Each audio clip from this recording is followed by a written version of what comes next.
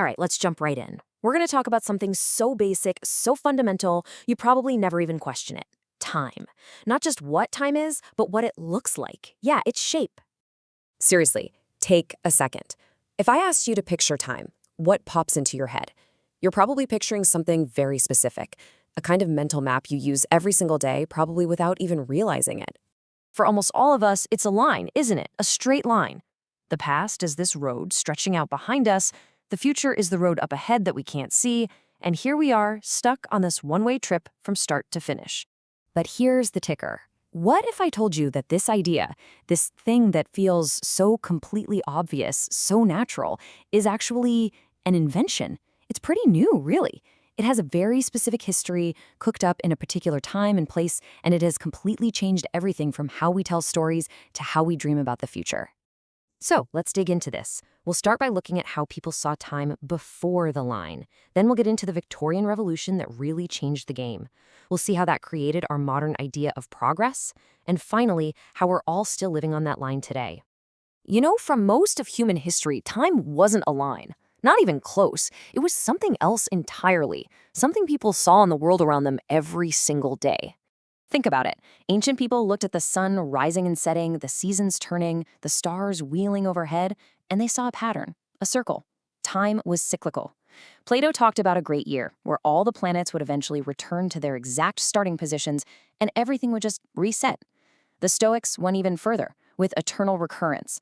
This idea that the entire universe was in an endless loop of being born, dying, and being born all over again. Now, that's not to say it was the only idea. The cyclical view, the wheel of time, existed right alongside a more linear one. You see this a lot in biblical history, right? Where huge events like the creation or the Great Flood only happen once. They're unique. They don't repeat. So for centuries, these two big metaphors, the wheel and the arrow, just kind of lived together. But then came the 19th century. You know, steam engines, top hats, a whole world buzzing with new ideas. And in this Victorian era, 4 huge developments came together that pretty much guaranteed the straight line, that arrow of time, would completely take over our imagination. Okay, first up, chronography. It's just a fancy word for drawing history. And what you're looking at here, this is the thing that started it all. This is Joseph Priestley's A Chart of Biography. For the first time, he literally plotted out 2,000 famous lives along a single measured line. He was treating time like it was physical space, an absolute game changer. And you know what's wild? This was so new, so strange, that Priestley had to actually explain why he was doing it. He said a line was the most commodious or, convenient way to represent time.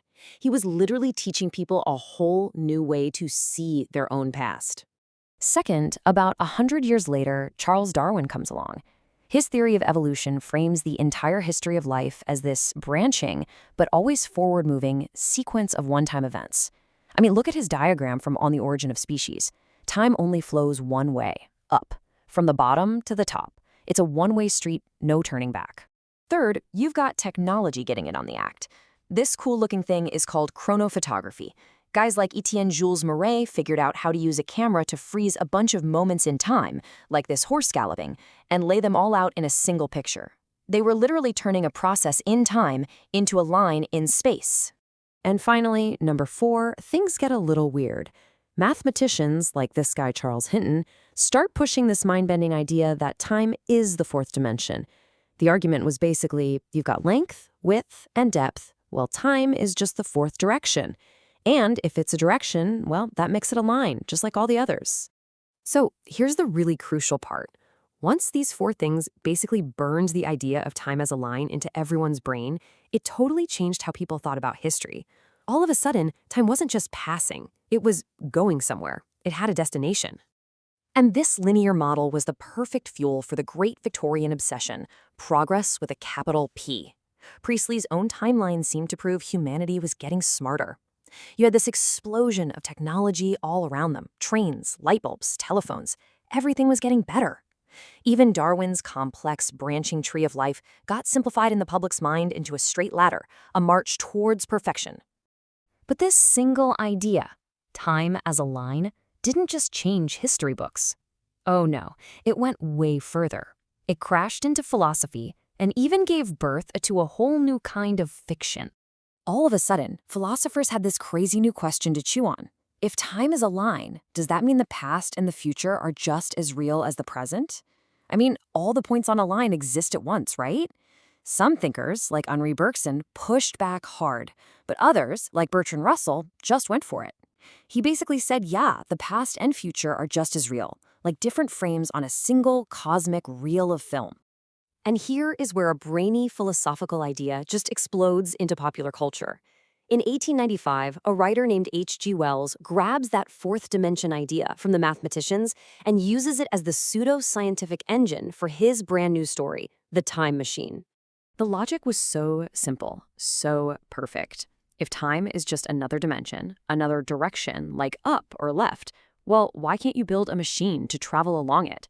That one beautiful, simple question, born directly out of all these Victorian ideas, created the entire modern idea of time travel.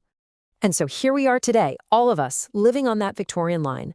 Timelines are everywhere, in our history books, on the news. We don't even notice them. We still talk about technological and social progress as if it's a straight shot forward. And our biggest movies are all about heroes jumping back and forth along that very same line. Which leaves us with a pretty wild thought to end on. This concept, the straight line of time that we use to plan our lives, to understand our past, and to dream about our future, it isn't some law of physics. It's an invention, a human idea. And if it was invented once, maybe it could be reinvented. What would our world even look like if we decided to bend that line or twist it into a loop, or maybe even break it altogether?